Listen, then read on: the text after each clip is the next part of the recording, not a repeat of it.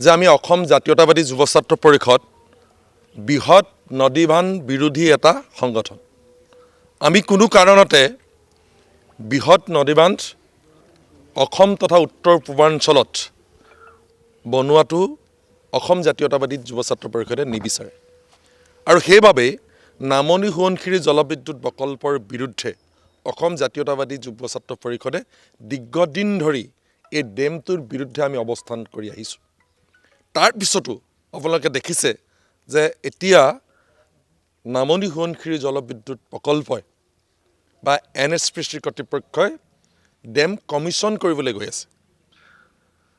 শেষৰবাৰ ইয়াত যেতিয়া আমি আপোনালোকো আছিল তেতিয়া আন্দোলন কৰিবলৈ আহিছিলোঁ, আমি এটা ডিমাণ্ড দিছিলোঁ যে NHPC কৰ্তৃপক্ষৰ আমাৰ মুখামুখি হ'ব লাগে, তেওঁলোকে আমাৰ লগত কিছু আলোচনা কৰিব লাগে। তো সেই আমাৰো কিছু ক'ব লগা আছে, আমাৰো কিছু ডিমাণ্ড আছে। গতিকে আমি বিভিন্ন ডিমাণ্ড NHPC কৰ্তৃপক্ষক দিছোঁ, কিন্তু তেওঁলোকে কৈছে যে এই যিবিলাক ডিমাণ্ড, এই ডিমাণ্ডবিলাক আচলতে তেওঁলোকৰ পৰ্যায়ত নাই, এই ডিমাণ্ডবিলাক যে গভৰ্ণমেণ্ট লেভেলত আছে। গতিকে সেইকাৰণে আমি অসম জাতীয়তাবাদী যুৱ ছাত্ৰ পৰিষদে এখন ত্ৰিপাক্ষিক বৈঠকৰ ডিমাণ্ড কৰিছোঁ, য'ত কেন্দ্ৰীয় চৰকাৰ থাকিব, ৰাজ্য চৰকাৰ থাকিব আৰু অসম জাতীয়তাবাদী যুৱ ছাত্ৰ পৰিষদ বা আমি আন্দোলন কৰা সংগঠনটো থাকিম। আমি কি ডিমাণ্ড দিছোঁ, আচলতে NHPC কৰ্তৃপক্ষই কৈছে যে এই ডিমাণ্ডবিলাক তেওঁলোকৰ ওচৰত নাই।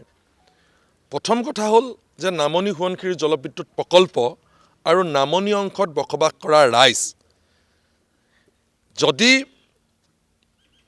ফ্লাড হয় অৰ্থাৎ বানপানী হয়, তাৰ ক্ষতি হয়, তেতিয়া কি হ'ব? NHPC কৰ্তৃপক্ষই তেওঁলোকে ক'ব খোজে যে সকলো ফালৰ পৰা এই বানটো সুৰক্ষিত বুলি ক'ব খোজে, কিন্তু আমি সেই যিটো বিষয়, সেই বিষয়টো পোনছাতে আমি নাকচ কৰিছোঁ। কাৰণ এতিয়াও তেওঁলোকে কেৱল ইৰ'শ্যনৰ ওপৰত কাম কৰি আছে। যিখন আমাৰ নদী, সেই নদীখনৰ য'ত য'ত ইৰ'শ্যন হৈছে, সেই ইৰ'শ্যনৰ ওপৰত কাম কৰি আছে। তেওঁলোকে কৈছে যে তাত এই ইৰ'শ্যনৰ গোটেই চোৱা চিতা কৰিবৰ কাৰণে গুৱাহাটী IRTক দায়িত্ব দিছে। এই কথাখিনি আগতে আমি গম পোৱা নাছিলোঁ। এতিয়া কেৱল মাত্ৰ ইৰ'শ্যন সেইটোৱে নহয়, বানপানী যেতিয়া হ'ব, তাৰ ক্ষতি যেতিয়া হ'ব, সেই ক্ষতিপূৰণ কোনে দিব? বানটো যদি ভাগে তেনেহ'লে নামনি অংশত বসবাস কৰা মানুহৰ যেতিয়া ক্ষতি হ'ব, সেই ক্ষতিপূৰণ কোনে দিব?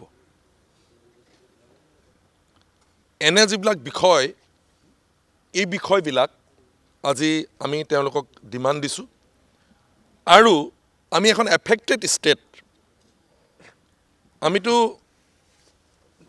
ইয়াৰ পৰা যিটো বিজুলী উৎপাদন হ'ব, সেই বিজুলী ফ্ৰীকৈ নাপাওঁৱেই, কেৱল মাত্ৰ 25 মেগাৱাট বিজুলী পাব।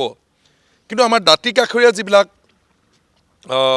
অঞ্চল আছে, সেই অঞ্চলৰ যুৱক যুৱতীসকল কেনেধৰণে ইয়াত সংস্থাপিত হ'ব, এই গোটেই বিষয়বিলাক মই কৈছোঁ। যদিও আমি নদীবান বিৰোধী এটা সংগঠন, আমি নদীবান্ধৰ বৃহৎ নদীবান্ধৰ কেতিয়াও সমৰ্থন নকৰোঁ, তাৰপিছতো এইখিনি কথা আমি এইকাৰণে ক'ব লগা হৈছে যে নামনি সোৱণশিৰি জলবিদ্যুৎ প্ৰকল্পৰ নামনি অংশত বসবাস কৰা জনসাধাৰণক আমি কেতিয়াও এৰি দিব নোৱাৰোঁ।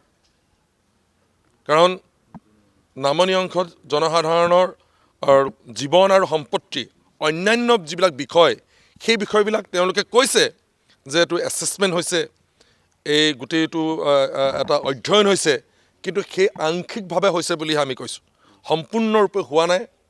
আৰু সেইকাৰণে আমি এই গোটেই বিষয়বিলাক, তেওঁলোকে সৰু সুৰা দুই এটা কথা কৈছে, সেইখিনি তেওঁলোকৰ মানুহে ক'ব, কিন্তু আমাৰ মূল ডিমাণ্ডটোৱে হ'ল এখন ত্ৰিপাক্ষিক বৈঠক হ'ব লাগিব আৰু নামনি অংশত বসবাস কৰা মানুহ 100% নিৰাপদ হ'ব লাগিব।